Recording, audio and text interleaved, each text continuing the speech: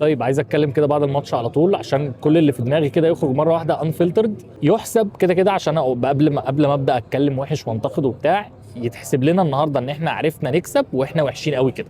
انت النهارده الفرقه اللي قدامك دي يا جماعه مش منتخب، انت ما بتلعبش منتخب، ده زيمبابوي، ده مش منتخب كوره اللي هتخرج بالهجمه بطريقه تضحك عشان هم اصلا ما فيش عندهم، يعني هم ما فيش كوره اصلا، فانت بتعرف تخرج بالهجمه. انت لو بتلعب منتخب بيضغط عليك هتخرج بالهجمه ازاي؟ انت دلوقتي لما تلعب جنوب افريقيا بتلعب باثنين في نص الملعب، دي اكتر حاجه مستفزه طبعا في الدنيا، بتلعب باثنين في نص الملعب، مروان عطيه وحمدي فتحي، وانت بتلعب زيمبابوي والاثنين سته دفاعيين بحت، ويا ريتك اصلا كمان عارف تدافع. يعني انت بتلعب باتنين ستة دفاعيين قدام زيمبابوي وكمان مش عارف تقفل. الجون الاول مسخره، حمدي فتحي محمد حمدي الاتنين مع اللعيب، بيرفع عرضيه وبيستلم. حسام عبد المجيد، حسام عبد المجيد النهارده ما كسبش ولا ثنائيه يا جماعه، ممكن يبقى كسب واحده. او حسام عبد المجيد اي كوره اي حد بيروح عليه بيعرف يشوط.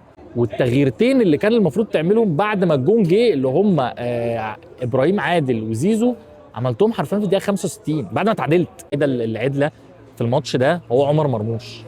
عمر مرموش مش طبيعي، عمر مرموش بينزل يستلم الكوره من نص ملعبنا عشان يروح بيها الوحيد اللي بيشكل خطوره والوحيد اللي بيعمل حاجه اصلا النهارده كان عمر مرموش. يعني ربنا يستر، اتمنى بقى ادائنا يتحسن تصاعديا بقى مع البطوله والجو ده.